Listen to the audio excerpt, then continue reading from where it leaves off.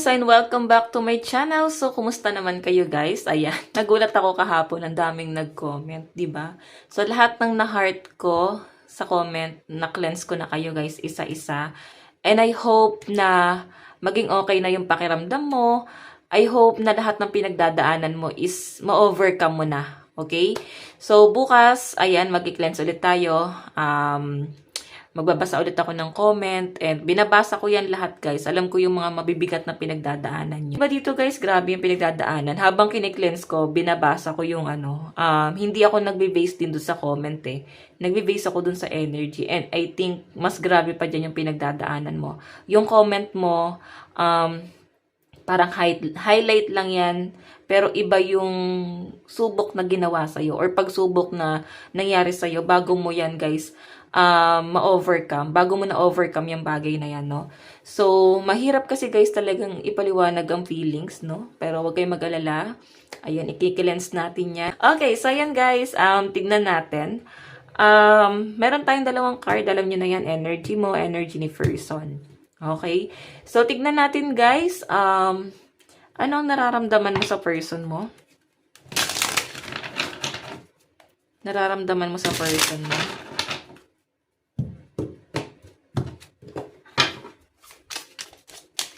Nararamdaman mo sa person mo?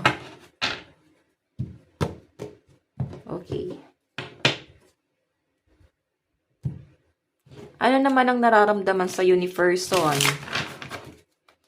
Ayan guys, 'di ba, naipangako ko pala sa inyo bago tayo mag-shuffle na gagawa kami ng movie ng mga kaibigan ko. Yun nga lang guys, hindi ako makasingit, hindi rin sila guys makagawa ng time kasi syempre may trabaho din sila tapos magsisimula pa lang kami. Antay na lang guys kung kailan namin magagawa, no? Kasi talagang sobrang busy nila. Ako anytime naman eh. Sila lang ang inaantay ko. Okay, so ayan guys, tignan natin energy ni person mo. Nararamdaman niya sa'yo. Sino kaya itong malakas na energy na nasasagap natin? So guys, sa mga nagtatanong, paano ba effective yung collective? Ito guys, ito yung mga malalakas na energy. Ibig sabihin, highly intuitive kayo, kaya nasasagap natin yung energy mo. Okay? Ibig sabihin, grabe yung pinagdadaanan mo. And siguro iba sa inyo guys na overcome na, kaya nga may mga zodiac sign tayong sinasabi dito. Kasi malakas ang energy mo. Okay? So yun guys, tignan natin ano ang nararamdaman ni person sa'yo. The moon, naku. Ito kasi guys, secret, hindi nagsabi ng totoo, nagsinungaling, hanggang ngayon pinagtatakpan. Loyalty kasi guys, 'di ba? Yung mga aso loyal 'yan. So I think loyal siya sa inyo, pero ilang beses ka na niya guys niloko. Okay, ibig sabihin, maaaring meron pa rin pagsasama sa inyo. Yun nga lang guys, hindi siya naging faithful. Oo, hindi na siya, pag sinabi kasi guys faithful, ito talaga sinasabing sa inyo lang talaga siya. Iba yung loyal. Ang loyal kasi guys, parang ito yung example niyan. Minabasa kasi ako nito. Ang loyal kasi guys, kahit harapan mo pa ng maraming ulam, babalik lang siya sa paborito niyang adobo. Okay, di siya titikim ng ibang putahe, ibang ulam. Hindi naman guys kagaya ng loyal. Ang loyal kasi guys, pwedeng titikim yan ng menudo, pero babalik pa rin siya sa paborito niyang adobo. Diba? Ibig sabihin, tumitikim siya ng iba, pero binabalikan ka pa rin niya. Okay, so bakit siya ganon? Diba? Kasi loyal siya sa inyo. Iba pa rin yung ikaw. Pwedeng gusto lang niya guys mag-explore. Pwedeng ikaw nasasaktan ka na sa ginagawang pagsisinungaling niya, panloloko niya, pero nakikita ko guys, nandyan ka pa rin, okay? Kasi guys, yung person mo, tignan mo yung tubig, sobrang kalmado. Magaling siya guys magmanipule, magaling siya magpakalma. Siguro, sinusuyo ka niya, ikaw nakukuha, rumurupok, no? So, tignan naman natin guys, paano kanya tignan? Alam niya guys, alam ng person mo na talagang niloloka niya, alam niya na parang marami na siyang kasinungalingan. Titignan natin kung babawi ba siya sa inyo, okay? Paano kanya tignan? Oh, the sun. Siguro may anak kayo. Nakikita kanya na someone na mother figure, father figure, may malasakit sa inyong mga anak. Or pwedeng kung kayo ay nagpaplano mag-anak, ayan, kung ikaw ay single mom or single dad, nakikita niya guys yung pagiging responsible and pagiging, mo guys, workaholic, no? Lalo na kung ikaw ay may anak, para bang nandun yung sense of responsibility mo. Kumbaga, sila yung mas pinagtutuunan mo ng pansin. Okay, si person mo, pwede may anak kayo. Paano kanya tignan? Someone na responsible. Someone na maalaga sa mga anak, or pwedeng tinuturing mo siyang parang bata, or baka mas bata siya sa inyo. Pwedeng ganyan. So, tignan natin guys, ano naman yung action ni person. Meron tayong the world. Ito guys, new beginning. Ito na yung maganda sa energy niya. Kung may panluloko siyang ginagawa guys, nakikita ko na gusto niyang magbagong buhay. Kasi the world Pwedeng gusto na niya guys, i-release lahat ng mga pinagagawa niyang kalokohan. Kasi moving forward po ang the world. So, ito guys, sinasabi na magtiwala ka lang, babaguhin ng person mo yung mga pinagagawa niya, mga pangit na ginawa niya sa buhay niya. So, siguro kailangan mo lang talaga guys ng pag-aantay. Ayan, may nakikita ko dito guys sa parang plano or parang sinasabi na bigyan mo lang ako ng time, aayusin ko yung buhay ko. Siguro guys, may bisyo si person or talagang hilig niya na talaga yung mambabae, kung nambababae siya or nagbibisyo, pwedeng yun yung mga pinagsisinungaling niya sa inyo guys, hindi niya guys malubayan yung bisyo niya. Okay? Pwede kasi guys na alam niya na magagalit ka, kaya hindi niya na guys sinasabi sa inyo. Hindi na siya guys ganun ka-faithful. So, yun nga guys, maaring masyado kang controlling din. Kung nagsisinungaling yung person mo, pwedeng sa ibang bagay, hindi naman guys sa pambababae or what. So, ikaw nakakalam, no? Pwedeng ganon. So, tingnan mo na lang guys ang senaryo ka doon. Pwede kasi guys na si person mo, ayaw niya na guys sabihin sa'yo yung mga bagay na alam niya na ikagagalit mo, pero bagay na ikakatuwa niya. Siguro guys, need natin supportahan yung person natin. Kung ito'y makakabuti naman, pero kung nakakasama guys, hindi natin yan guys ito tolerate. Okay? Siguro alam mo naman din kung ano yung makakasama at makakabuti sa person mo. So, tignan natin guys, ano naman po ang magiging outcome ng kanyang action. Wow, celebration. Ibig sabihin, yes, ma-overcome niya guys, mapagtatagumpayan niya, malalayasan niya, makakaalis siya guys dun sa mga bagay na hindi niya kayang iwasan. So, I think, bigyan mo siya ng time. Oh, parang kailangan niya lang ng time at aayusin niya. Oh, ayusin niya. Hindi kasi yan guys mabilis. Totoo yun, no? Hindi mabilisan ang pagbabago ng isang tao. Hindi mo yan guys totally mayaalis sa kanya. Mababawasan lang. Oo, di ba? Ganun naman talaga Kung ito'y mahilig mag-inom, magsugal, bottom of the deck guys, 7 of Swords. Magaling guys sa marketing si person, magaling to sa business. Pwedeng ito ay problemado or nasobrahan sa talino. Nakikita ko sa kanya kasi parang may pagka-psychotic yung personality. Pero nakikita ko guys, makulit si person, ma-joke, no? Mapagbiro. And ito rin guys yung naging dahilan kung ba't nagustuhan mo siya. Yung iba sa inyo guys, ito yung panluloko. Pwedeng hindi naman siya ng babae talaga. Pwedeng nalulong sa bisyo or sa ibang bagay kung saan man siya nalulong guys, no? Pero magaling siya guys sa pagmamarket, no? Pwedeng na-depress kasi meron siya guys pinagdaanan. Pwedeng nalugi sa business, nawala ng trabaho, nalungkot, hindi na na-motivate. Ayan, hanggang sa parabang nawala ng pag-asa. Oo. Yan ang nakikita ko sa kanya, guys. So, siguro, guys, trauma din. Grabe pinagdadaan ng trauma nito. So, tignan natin, guys, sa side mo. Pero bago tayo mag-start, ang malalakas ang energy ng ear sign, Aquarius, Gemini, Libra. Cancer, Pisces, Scorpio. Ayan, yun yung malalakas na energy kay person. Earth sign, Capricorn, Taurus, and Virgo. So, nakikita ko sa kanya, guys, parang, ayun nga, parang kang loyal. What I mean, parang siyang, parang adobo, tapos may iba siyang minudo na pinagkakalibangan. Pero babalik pa rin siya sa'yo dahil kahit adobo ka, di ba? So, adobo, may topak, di ba? Kasi toyoin daw. Di ba? So, tignan natin, guys, sa side mo, ano yung nararamdaman mo sa person mo. Naku, feel ko parang gigil na gigil ka rito. Ay, the lovers. Naman pala nararamdaman mo sa kanya, mahal na mahal mo siya no matter what. Ano man guys yung pangit sa kanya, ano man guys yung hindi magandang nakikita ng mga tao sa paligid mo sa kanya.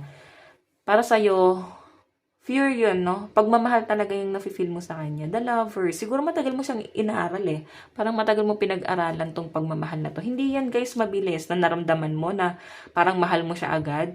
So nakikita ko sa inyo guys, hindi mo siya talaga gusto that time or nung una. Kumbaga wala kang ibang ine-expect dito sa relationship na to. Kumbaga tinry mo lang, tapos tinignan mo kung mag-work.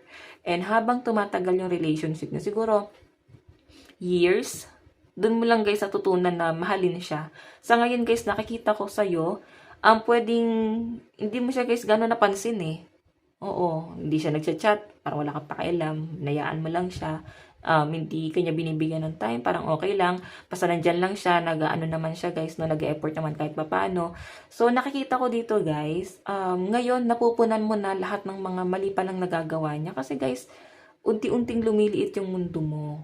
Minamahal mo na tong taong to. At nakikita ko the lovers, may give and take. Tignan mo naman gaano ka-sweet. Gaano ka-sweet si person. Oh my God. May papikit-pikit pa kayo dyan, guys. Di ba? Baka foreigner to. Tingnan natin, guys. Ano naman po yung tingin mo kay person?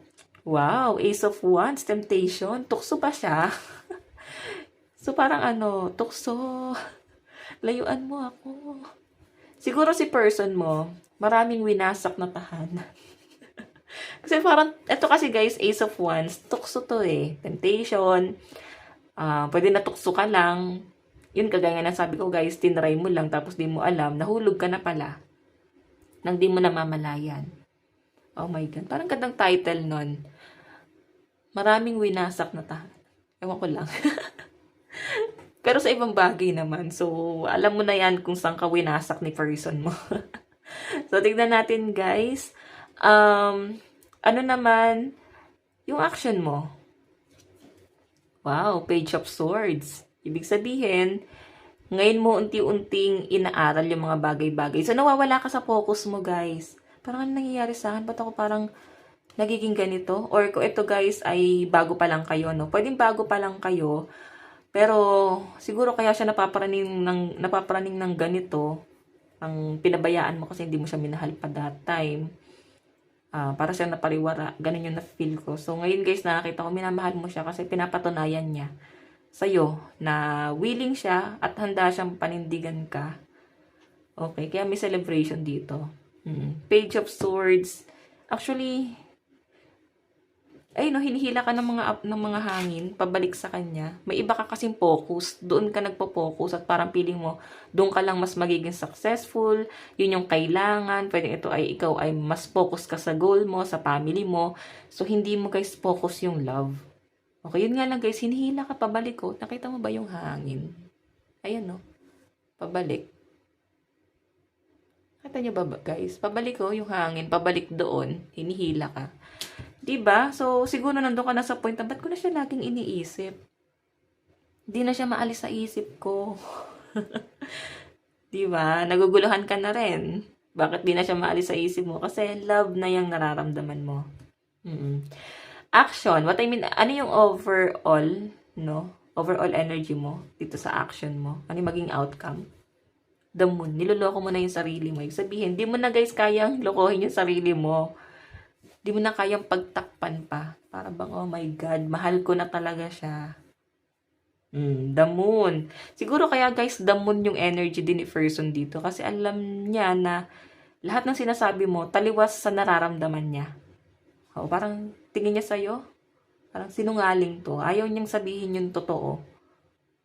Baka ikaw talaga yon kasi the moon yung outcome eh. O pwede parang tamang duda na kayo parehas. So, parang di na kayo guys nagkaintindihan kasi sumabog na yung emosyon. Okay, nagigets niyo ba guys? Sumabog na yung emosyon kasi masyado na kayo guys nilaro ng tadhana. Okay? So, sa mga single dito guys, ayan, maaring merong isang taong darating sa buhay mo na maguguluhan ka sa kanya.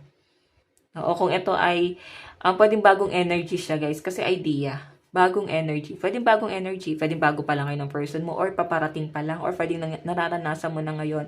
Mari wala kayong connection, wala kayong label, pero para bang may something sa connection yung dalawa. Diba? So, ayan. Huwag mong lokohin yung sarili mo. Kung alam mong mahal mo, at mahal ka rin, so ba't mo pahirapan yung sarili mo? Tignan natin guys, bottom of the deck. Eight of Pentacles, talagang ikaw, mas focus ka sa mga importanteng bagay. Medyo stricta yung energy mo, no? Ayun yung nakikita ko sa inyo. Sobrang focus ka sa career. May pinagagawang bahay ka siguro or nag-aaral ka. Parang feeling mo distraction lang sa iyo ang love. Pero yun nga guys, tignan mo, Queen of Wands, marami kang ginagawa. Sobrang busy mo. Ayaw masyadong ma-stuck. Pero ito na nga guys, lumiliit ng mundo mo, Seven of Pentacles. Para bang kahit anong gawin mo, papunta ka talaga sa kanya. Naguguluhan ka, bakit Lord? Bakit Universe? Bakit pabalik ako sa kanya? Okay, parang may something. Ganun yung na-feel ko. So, siguro guys, destiny to. Mararamdaman mo yan na parang may kakaibang connection sa inyong dalawa. Diba? So guys, malakas ang energy sa side mo. Gemini, ayan. Ace of Wands, Aries, Leo, Sagittarius. Page of Swords, Aquarius, Gemini, Libra. Pentacles, Capricorn, Taurus, Virgo. Tingnan natin. Saan patungo ang inyong relationship? Nakakatuwa naman to. Parang ngayon lang ako kinilig ulit sa reading. Matagal-tagal na ulit. Last year ang huling kinilig ako sa reading natin dito sa collective natin, no? Diba? Nakakatuwa. Siguro ikaw ay parang ano na. Wala nang emosyon. Ganun na napifeel kong energy mo. Wala nang maramdaman. Hindi ka na makaramdam ng love. Sobrang balanse ng energy mo. Hindi na big deal sa'yo yung mga bagay-bagay. Ganon. So, parang feeling mo, may problema ba ako? Parang di na ako nagkakaproblema. Okay, so tingnan natin guys. Nakakatuwa kasi sobrang kalmado ng energy mo. Okay. So, napatungo yung relationship nyo. So, napatungo spirit guide. So, meron tayong, wow, Two of Pentacles, financial, decision, choice, option, balance, and change. So, I think, maapektuhan na yung trabaho mo. Oo, dahil dito sa pinagdadaanan mo sa person mo. Maapektuhan kasi para pang, bakit ganon? Biglang nagbago yung naramdaman mo talaga. Dati, binabaliwala mo lang yan eh. Dati, inichapwera mo lang, parang bahala siya dyan kung anong gawin niya. So, ngayon guys, tignan mo, nadadamay na yung trabaho mo. Diba? Or madadamay kasi nga, distraction na, no? Naguluhan ka na. Sa halip na focus ka lang sa goal mo, may iba ka nang pinagtutuunan ng pansin. Meron ka ng ibang iniisip. Diba? Hindi na nagiging balance. Wag mo guys, hayaan na ganun. But I mean, siguro, wala namang problema, pero pinipigilan mo kasi. Ganun yung na-feel ko sa'yo. May bagay kang pinipigilan dito. Tignan natin guys, energy niya. Six of Swords. Ikaw meron kang, guys, nakikita ko sa'yo, grabe yung trauma mo, lalo sa family mo. Kaya gusto mong mag-survive or gusto mong makasurvive kasi grabe yung struggle nyo ng family mo and gusto mo nang unahin ngayon yung family mo.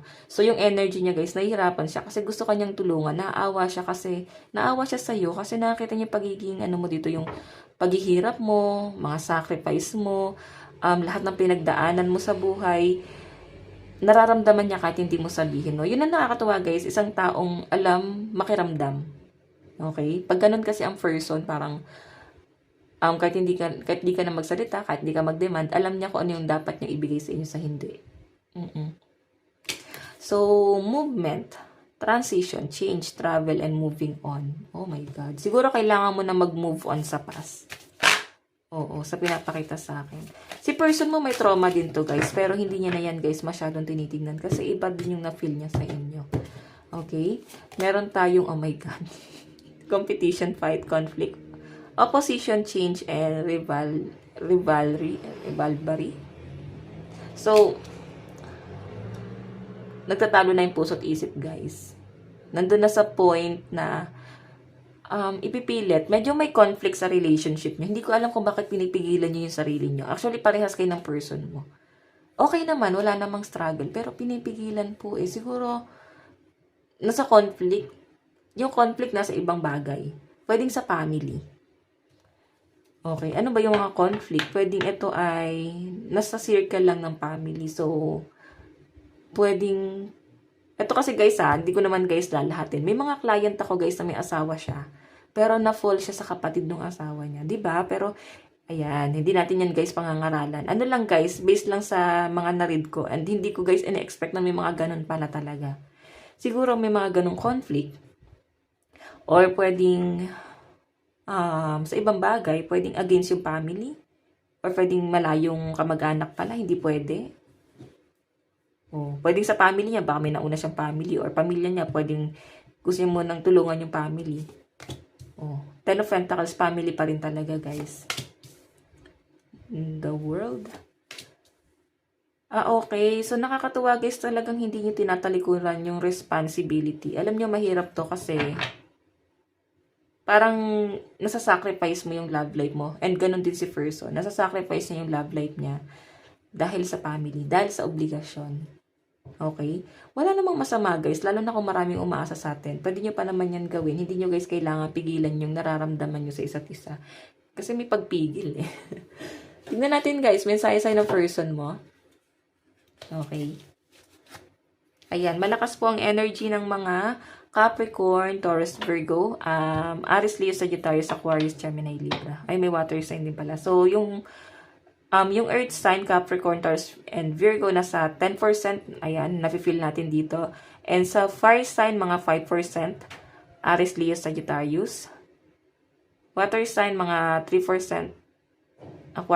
Cancer, Pisces, Scorpio. So, alamin nyo guys, anong inyong Sun, Moon, Rising, and Venus sign. Kasi baka nandun ka sa 10%, no? Sa Earth sign. Mensahe ni person. You were the best thing in my life. Diba? Pinakamagandang bagay ka na nangyari sa buhay niya. Yun nga lang, siguro may conflict. Tingnan natin. Mensahe niya. I am grateful for the spiritual lesson. Ibig sabihin, hindi lang to guys more on temptation or dahil may kailangan siya. So nakikita ko guys, pure yung nararamdaman sa inyo ng person mo. Talagang mahal ka niya no matter what. Okay?